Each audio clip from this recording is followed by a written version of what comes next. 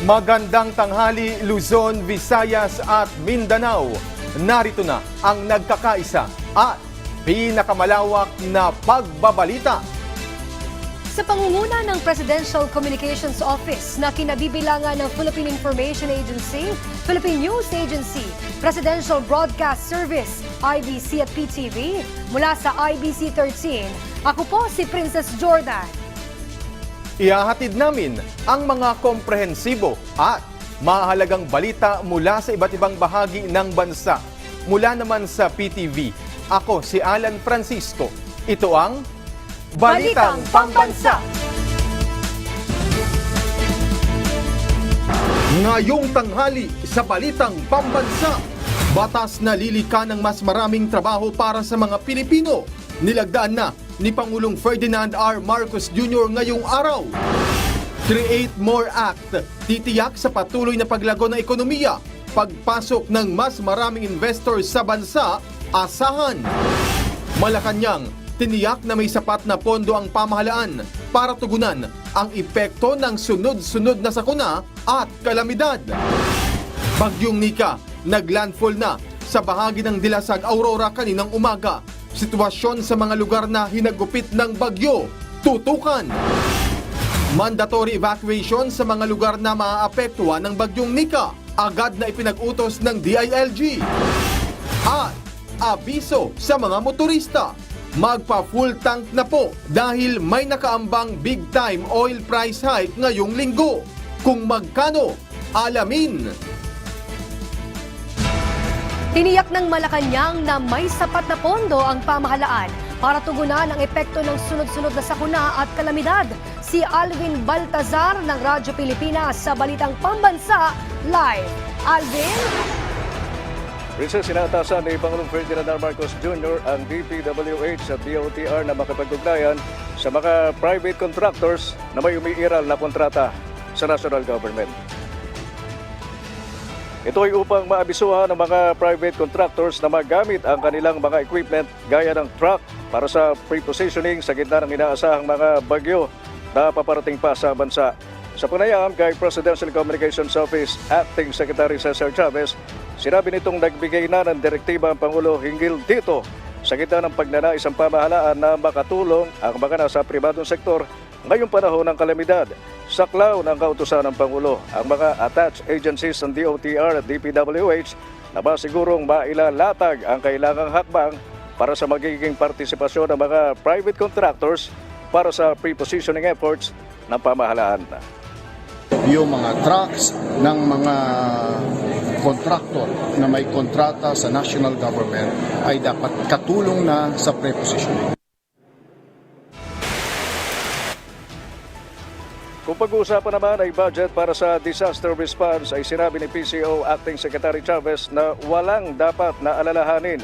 May mga mahuhugutan anya ng pondo ang pamahalaan at ito ang tiniyak sa kanila ng Department of Budget and Management o DBM. Kaya niyang masustine ng pondong meron ng gobyerno kung pagtugon sa kalamidad ng pag-uusapan at kaya itong maitawid hanggang sa buwan ng Disyembre. Pagkukunan ng pondo ang gobyerno at mayroon tayong assurance mula kay DBM na mayroon tayong sapat na pondo para sa mga susunod na kalamidad bago sa katapusan ng hanggang sa katapusan ng Disyembre ito. May pondo tayo. Sinasabing bukod kay Bagyong Nika na nakapasok na sa Philippine Area of Responsibility ay may dalawang sama pa ng panahon na nakapila na papasok din sa bansa at isa na dito ang pinangalan ng Pepito. Nagulat mula sa Palasyo ng Malacanang, ako naman si Alvin Baltazar ng Radyo Pilipinas para sa Balitang Pambansa. Maraming salamat, Alvin Baltazar.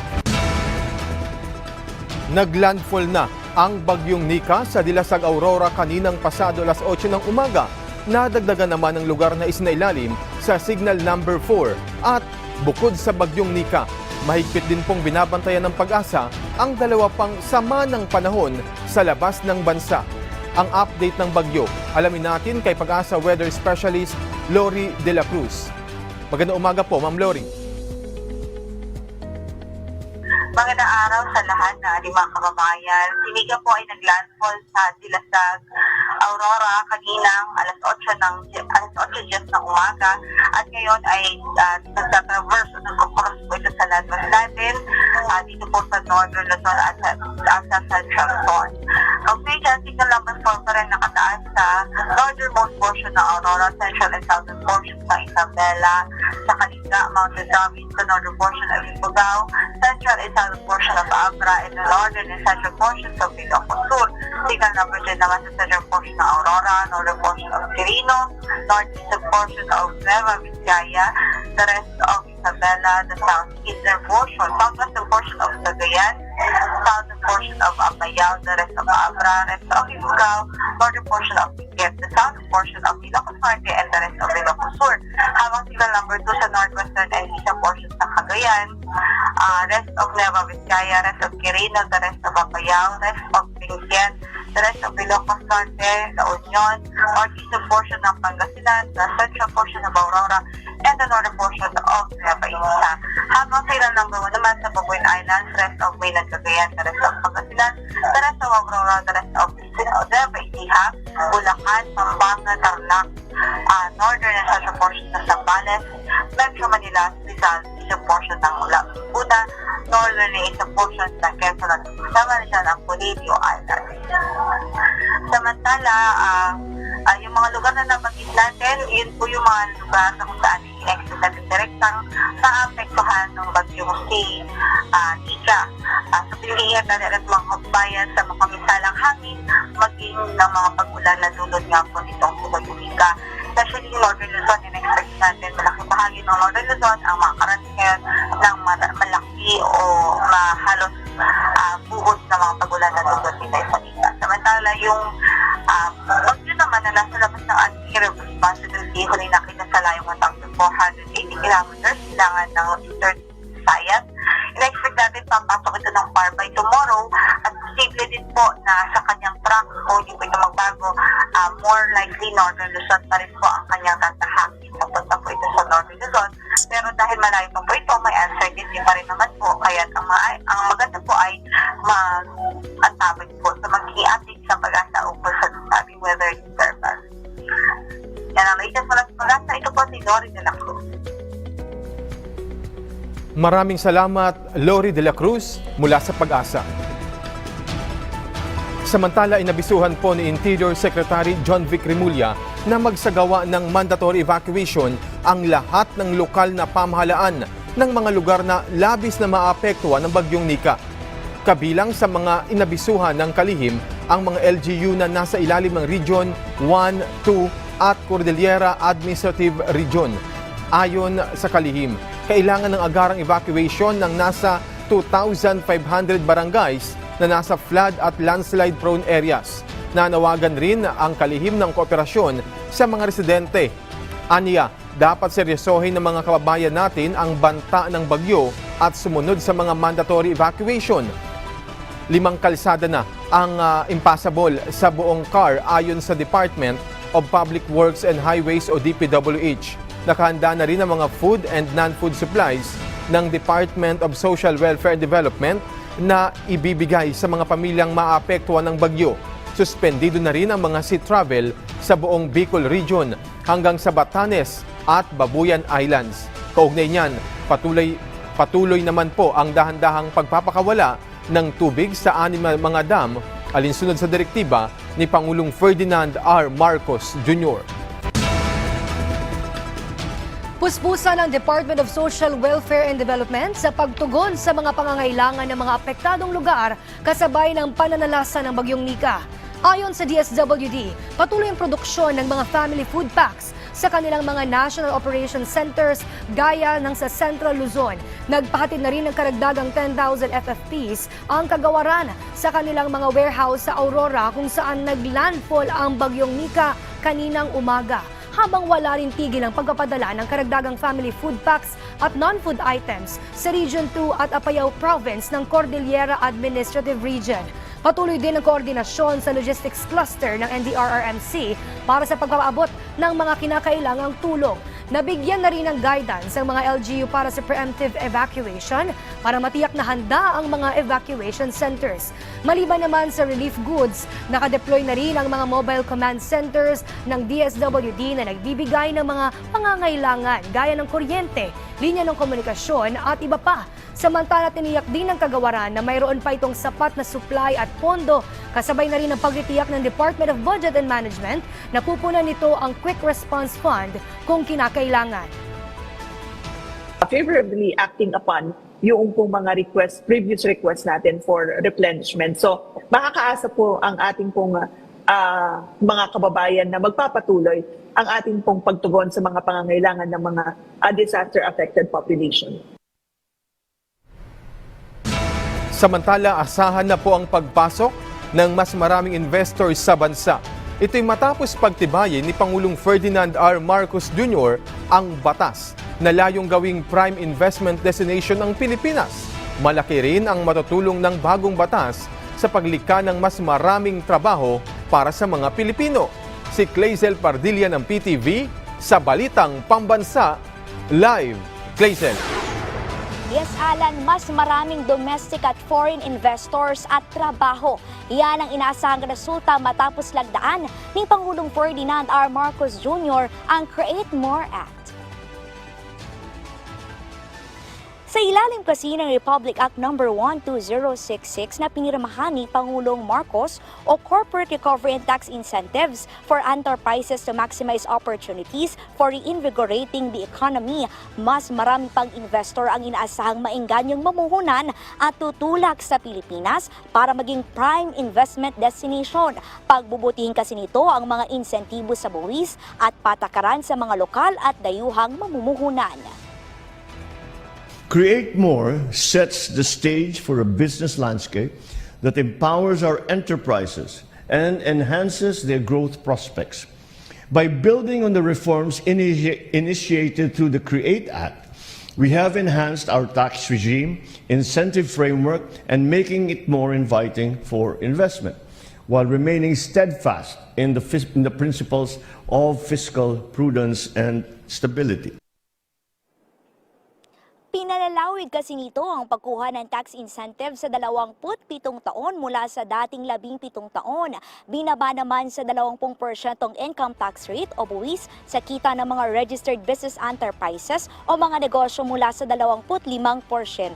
Nagbibigay din ito ng 100% na bawas sa gastos sa kuryente para makameno sa manufacturing cost at karagdagang 50% ang iaawas para sa tourism reinvestment at trade fair expenses. Pasisimplihin din ang pagkuha ng value-added tax refund claims at pabibilisin ang pagtugon sa mga problema na may kinalaman sa pag-i-export. Itataguyod din ito ang flexible working arrangements na nasa loob ng mga economic zones nang hindi maapektuhan ang kanilang insentibo. To our investors and development partners, let this be our pledge. The Bagong Pilipinas continues to foster an economy where businesses and investments remain at the heart of our progressive development. We are promoting transparency and predictability. And in so doing, we create a more reliable process that instills confidence in investors and in partners alike. Bukod dyan, Alan, tinutugunan din ng Create More ang ilang probisyon sa dating batas para mas maging patas sa mga Pilipinong negosyante. We are also clarifying local taxation during the income tax holiday and enhanced deductions regime. This creates a fair and balanced system for local taxes, giving businesses greater certainty, while ensuring that local communities also benefit from their presence. At dahil dyan, Alan, inaasahan ang pagbubukas ng mas maraming negosyo at magbibigay ng mas maraming trabaho at oportunidad para sa mga Pilipino. Yan ang muna ang latest. Balik sa iyo, Alan. Maraming salamat, Clazel Pardilla. Halos 1,000 barangay sa Isabela ang mahigpit na binabantayan dahil sa posibleng pagbaha at landslides dulot ng bagyong Nika. Si April Jane Racho ng Radyo Pilipinas sa Balitang Pambansa. Malakas na pagbayo ng hangin at pag-ulan ang patuloy na nararanasan sa lalawigan ng Isabela, lalo na sa coastal municipalities nito dulot na rin ng bagyong Nika. Sa datos ng Mines and Geosciences Bureau MGB Region 2, nasa 988 na barangay ang kinakailangan ngayong bantayan sa probinsya mula sa posibleng pagbaha at pagguho ng lupa. Ang mga barangay na ito ay galing sa lahat ng bayan at syudad sa lalawigan. Inihayag ni Cagayan Valley Regional Disaster Risk Reduction and Management Council Chair at Office of Civil Defense Region 2 Director Leon Rafael na pangunahing konsiderasyon sa mas pinatinding paghahanda ang pagiging saturated na ng lupa at madali ng pag-apaw ng tubig dulot ng magkakasunod na dumaang bagyo. Kaya naman sa coastal town ang dinapige, panay-panay ang ginawang tambuli o paglilibot ng mga kapulisan para mag-anunsyo at bigyang impormasyon ng kanilang mga constituent para maging handa at maiwasan ang posibleng panganib na dala ng bagyo. Bago pa nito, nagtulungan na rin ang mga ito kasama ang mga personnel ng Philippine Coast Guard at mga residente sa pag-ahon at pagdala sa ligtas na lugar sa mga bangka ng mga mangingisda sa naturang coastal town. Dahil nasa tropical cyclone wind signal ang buong lalawigan, mahigpit na ipinagbabawal ng provincial government ang paglayag ng anumang uri ng sasakyang pandagat, paglangoy, pangingisda at iba pang aktibidad sa mga kailugan at karagatan. Maliban dito, mahigpit ding ipinatutupad ng pulisya ang liquor ban kung saan ipinagbabawal ang pagbenta, pagbili at pag-inom ng mga nakalalasing na inumin sa lahat ng tindahan. Samantalang ang Operations Center ng lalawigan kasama ang mga lalawigan ng Cagayan, Quirino at Nueva Vizcaya ay nasa red alert ngayon habang nasa pinakamatinding paghahanda naman o Charlie ang Emergency and Response Protocol ng mga miyembro ng kanilang mga konseho. Mula sa Radyo Pilipinas, Tuguegarao, April, Salucan Racho para sa Balitang Pambansa. Pinalilikas na ng lokal na pamahalaan ng Tuguegarao ang kanilang mga kababayan na nakatira malapit sa mga ilog. Tiniyak naman ng LGU na nakahanda sila sa rescue operations. Si Isaiah Mira Fuentes ng PTV sa Balitang Pambansa Live. Isaiah. Alam mo, kasalukuyan ang nararanasan dito sa Tuguegarao City, bahagi ng probinsya ng Cagayan, ang lakas at hagupit ng bagyong Nika. Ramdam na ang lakas ng bagyong Nika sa lungsod ng Tuguegarao dito sa Cagayan. Malalakas na ulan na sinabayan pa ng malakas na hangin ang kasalukuyang nararamdaman dito sa probinsya. Sa ngayon, isinailalim na ang Tuguegarao City sa signal number 3 pero nangangamba ang maraming mga residente sa posibleng pagtaas ng Cagayan River. Kanina pinuntahan natin ang isang bahay na nakatirik sa gilid mismo ng Cagayan River.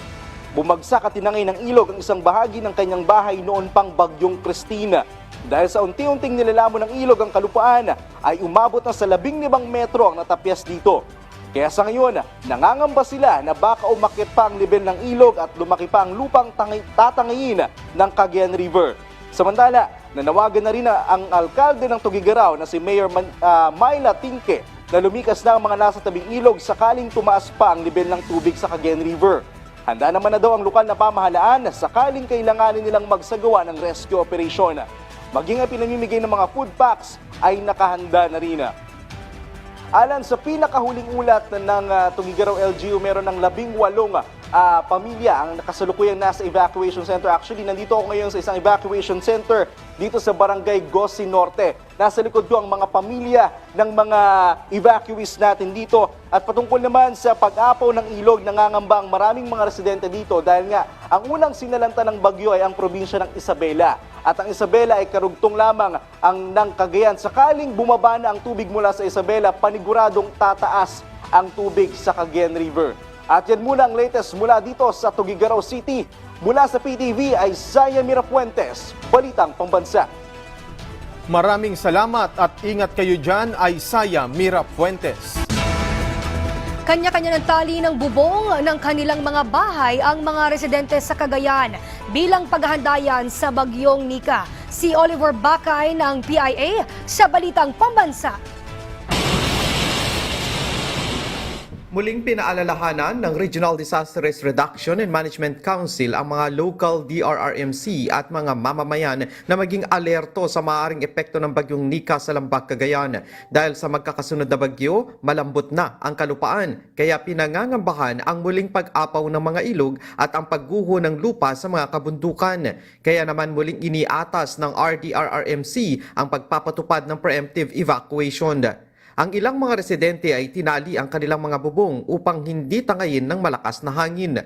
Sa Bugay, Cagayan, kung saan humagupit ang bagyong Marce, napatunayan ng ilang mga residente na epektibo ang ganitong paraan ng paghahanda. Ayon kay Edison de la Cruz, residente ng Bugay, Cagayan, bago pa man dumating ang bagyong Marce ay tinali na nila ang bubong ng kanilang bahay at ang bahay ng kanyang mga magulang. Libat labing hapon, sir, nagagalot kami. Nakikita mo yun, sir. Di kay Batanes kasi pamayan na kagalot. Ang kumodado, sir. Kaya na data, aero dito, sir. Samantala, puspusan naman ang pag-aayos na ginagawa ng mga guro sa mga silid-aralang nasalanta ng bagyong Marce sa Cagayan. Sa Bugay North Central School, napuruhan ang bubong ng 2 palapag ng silid-aralang ito. Pero dito kami sa school kasi nag-aayos pa rin po kami ng mga nilipatan namin mga classrooms.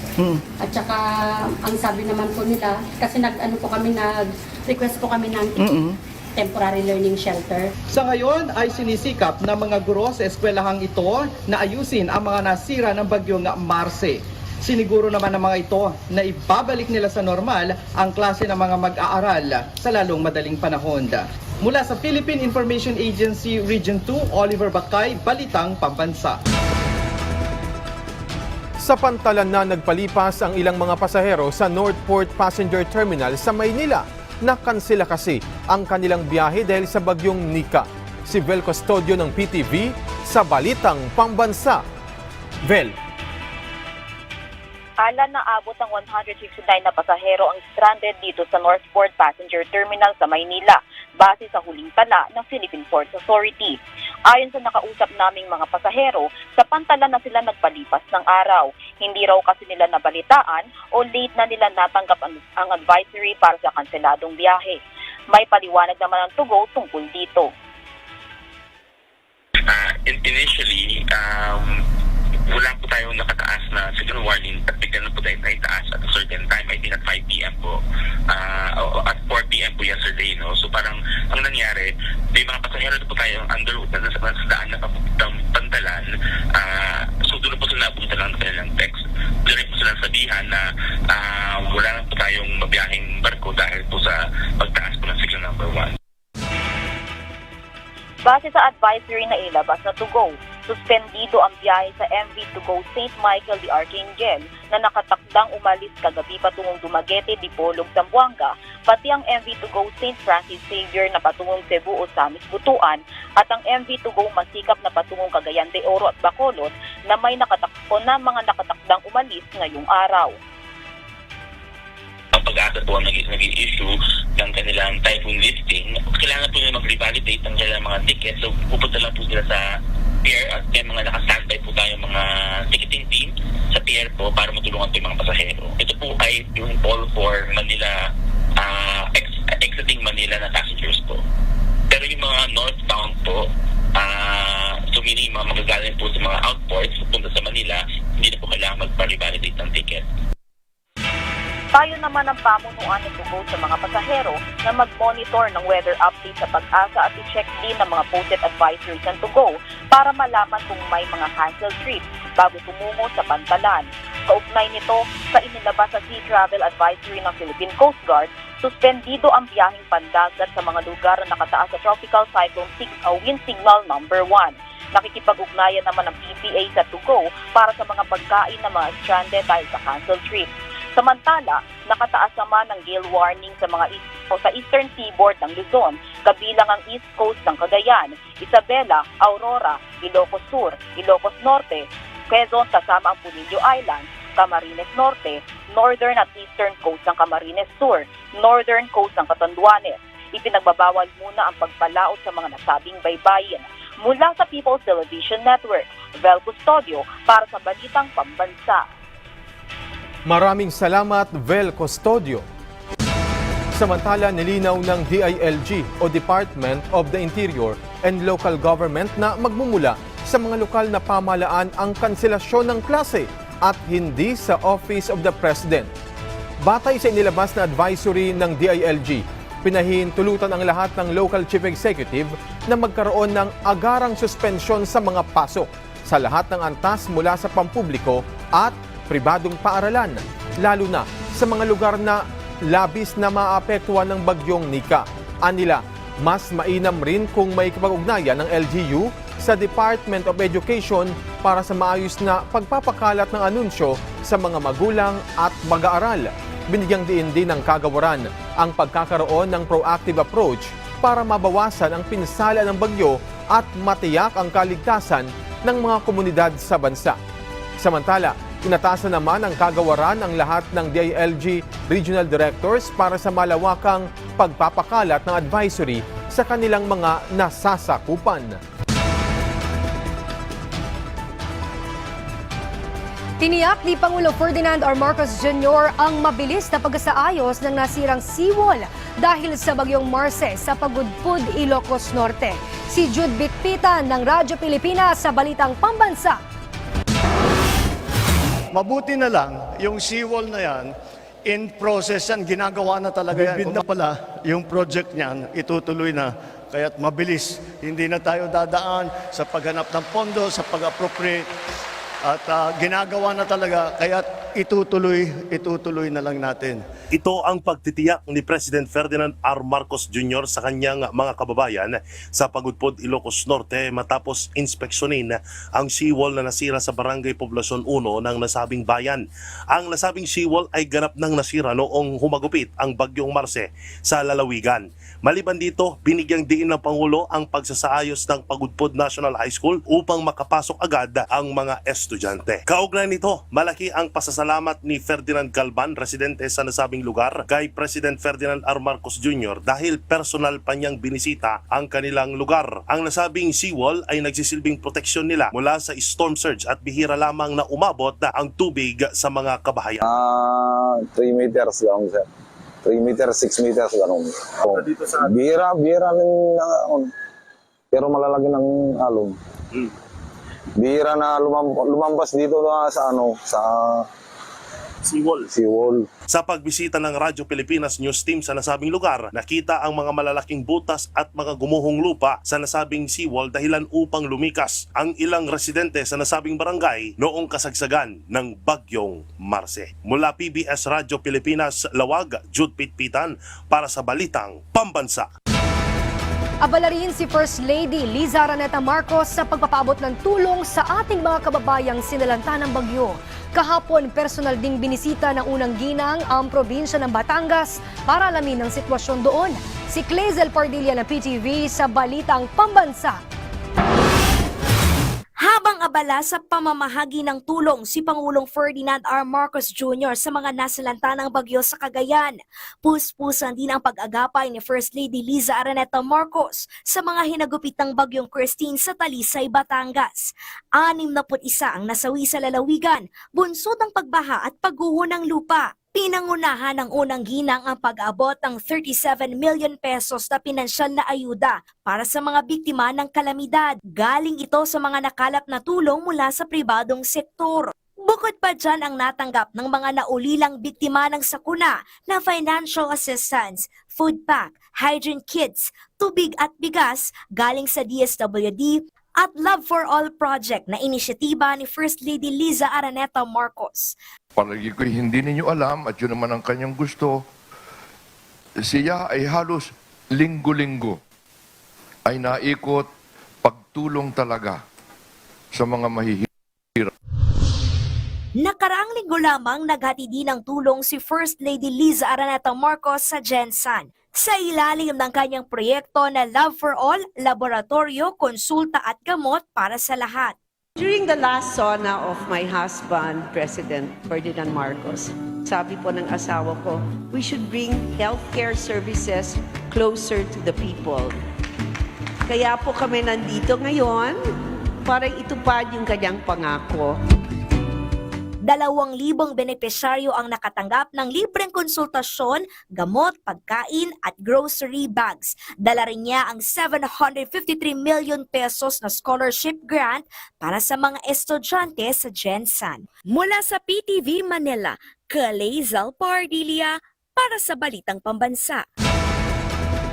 At dyan po nagtatapos ang 30 minutong ulat sa bawat sulok ng bansa.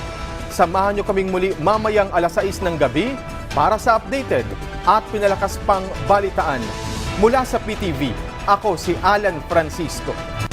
Ito ang pinalawak na puwersa sa pangunguna ng Presidential Communications Office, kabilang ang Philippine Information Agency, Philippine News Agency, Presidential Broadcast Service, IBC at PTV. Mula sa IBC 13, ako naman po si Princess Jordan. Hatid sa inyo ang komprehensibong paghimay sa mahahalagang usapin dito lang sa Balitang Pambansa.